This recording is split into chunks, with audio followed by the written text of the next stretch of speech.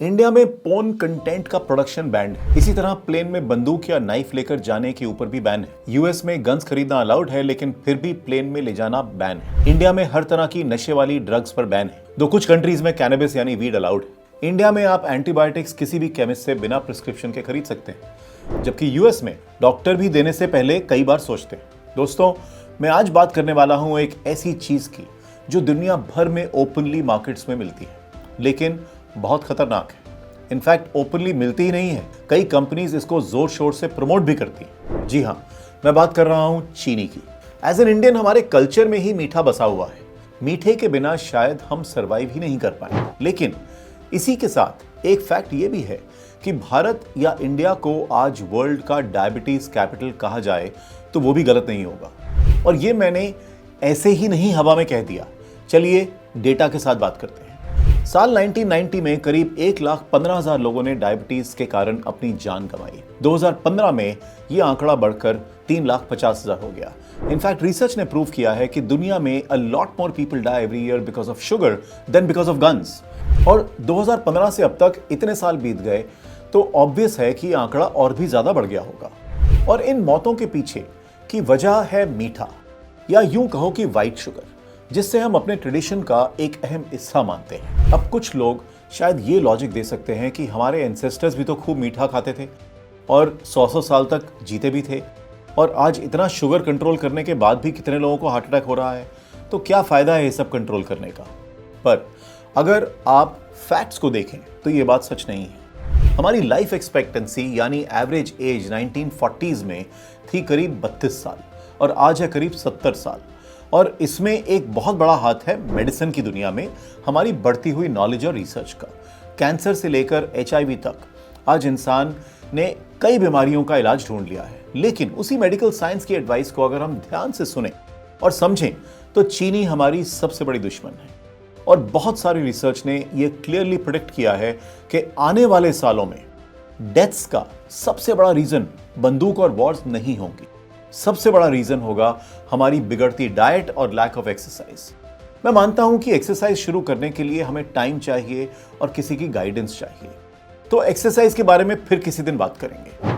लेकिन चीनी कम के लिए हमें सिर्फ सेल्फ कंट्रोल चाहिए। मैं आपको ये इसलिए नहीं बोल रहा हूं क्योंकि मैंने चीनी 1 साल के लिए छोड़ी है। दो you are welcome to join me if you want by clicking on the link below.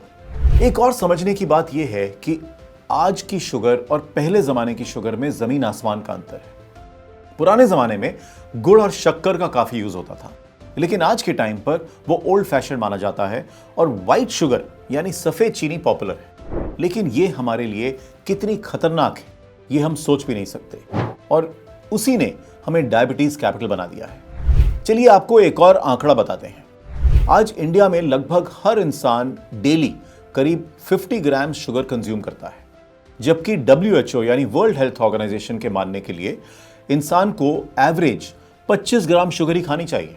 यानी कि हम डबल मात्रा में शुगर कंज्यूम करके इस रेस में दुनिया को पीछे छोड़ते जा रहे हैं।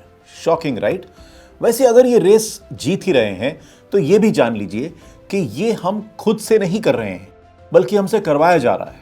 जी हाँ, दरअसल हम इतने इनोसेंट हैं कि हमें पता भी नहीं लग रहा कि किस तरह से इनडायरेक्टली शुगर खाने के लिए हमें मोटिवेट किया जा रहा है। नहीं समझे? चलिए इस पूरी कॉन्स्पिरेसी को समझने के लिए थोड़ा हिस्ट्री में चलकर देखते हैं। Just in case you don't know, let me tell you कि इंडिया ही वो कंट्री है जिसने वर्ल्ड में सबसे पहले शुगर प्रोड्यूस की थी। आपको शायद पता होगा कि अथर्ववेद में भी इसका जिक्र मिलता है, जहां गन्ने से गुड़ बनाया जाता था, और यह है एक्चुअली में दुनिया का पहला शुगर प्रोडक्शन। अब टाइम आगे बढ़ा और लोग इसी गुड़ से अपना मुंह मीठा करने लगे, और फिर आती है 17वीं सदी, जिसमें इंडिया पर डच लोगों का कब्जा हो जाता है। और क्योंकि डच लोग उस वक्त शुगर के लिए सिर्फ शहद पर डिपेंड करते थे, और क्योंकि वो विदेशी थे, उन्हें गुड़ कुछ खास पसंद नहीं आया, इसलिए मजबूरन अपनी नीड्स को फुलफिल करने के लिए उन्हें शुगर पर शिफ्ट होना पड़ा। और फिर उन्होंने गन्ने से व्हाइट शुगर बनाने की फैक्ट्रीज डाली।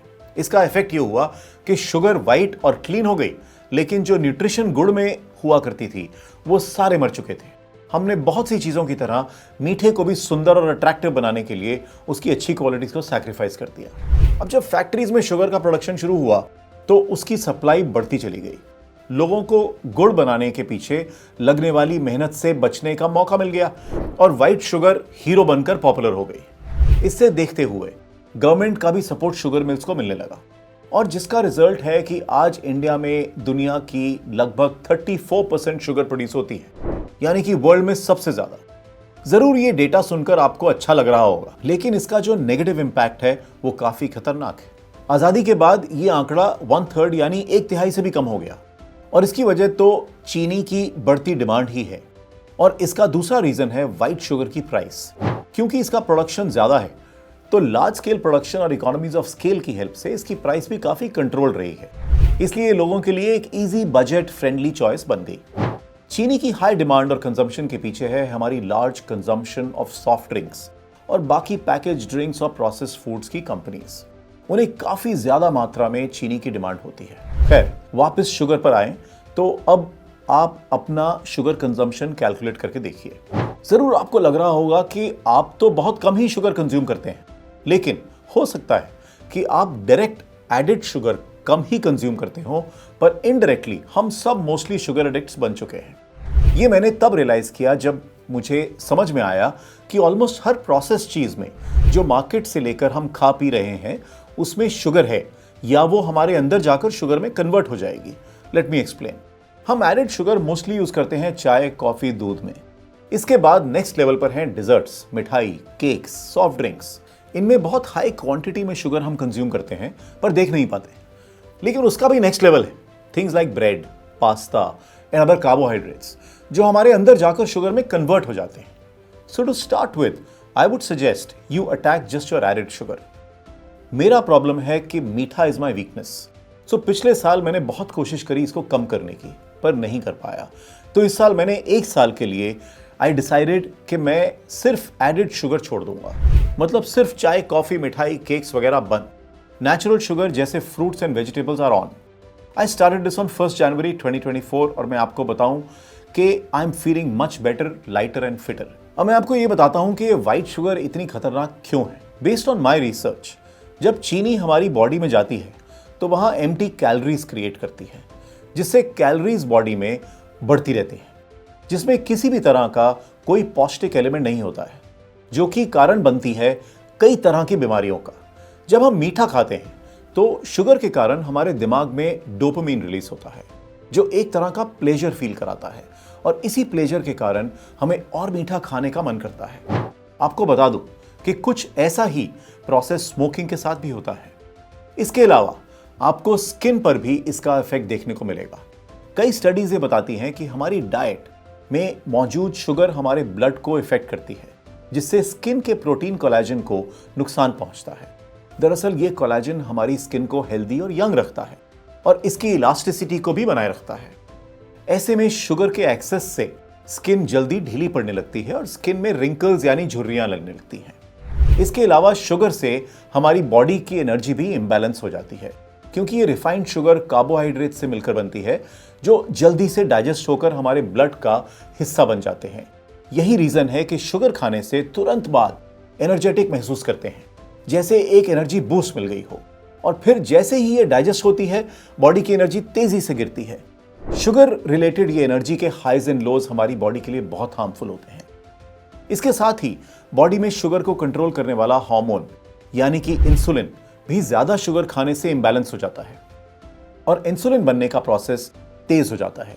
इससे हमारा वेट तो बढ़ता ही है, साथ ही बॉडी के सभी फैट सेल्स कैलोरी इकट्ठा करने की हार्ड ड्राइव बन जाते हैं, जिससे डायबिटीज के चांसेस बहुत इंक्रीज हो जाते हैं। और कई रिसर्चर्स ने कंफर्म किया है कि चीनी कार्डियोवैस्कुलर सिस्टम पर भी बुरा इफेक्ट डालती है। एक स्टडी बताती है कि जो लोग अपनी डेली कैलोरी का 17 to 21% हिस्सा चीनी या उससे बने प्रोडक्ट्स के जरिए लेते हैं, उन्हें हार्ट अटैक होने का चांस बाकी लोगों की तुलना में 38% बढ़ जाता है। तो अब ये आप पर डिपेंड करता है कि आपको शुगर का यूज करना है या नहीं। मैं आपको ये बताना चाहता हूं दोस्तों कि मैं कोई डॉक्टर नहीं हूं, लेकिन मैंने अपनी जिंदगी में इतने फैमिली मेंबर्स और दोस्तों को चीनी की वजह से सफर करते हुए देखा और मैंने काफी रिसर्च करी इसके बारे में। 1 जनवरी 2024 से मैंने तो 1 साल के लिए चीनी छोड़ दी है और मैं आपको एनकरेज करता हूं कि आप भी इस बारे में सोचें, अपने डॉक्टर से बात करें और कुछ नहीं तो कम से कम अपना शुगर टेस्ट करवाएं और एडेड शुगर को कम कर दें। एंड में मैं आपसे एक सवाल पूछना चाहता हूं। हमारी सोसाइटी में बहुत सी चीजें बैंड हैं क्योंकि वो पब्लिक के लिए डेंजरस हैं, जैसे गन्स, ड्रग्स वगैरह। ये जानते हुए भी कि चीनी अगले 20 साल में सबसे बड़ा रीजन होगी बीमारी और डेथ के लिए, क्या चीनी के ऊपर कोई रिस्ट्रिक्शन नहीं होनी चाहिए? ये कैसी सोसाइटी है जहां पर हम ये जानते हुए भी कि कोई चीज हमारे और हमारे बच्चों के लिए कितनी हार्मफुल है, हम उसे रिस्ट्रिक्ट करने के बारे में नहीं सोचते क्योंकि वो टेस्टी है और हमारी आदत है।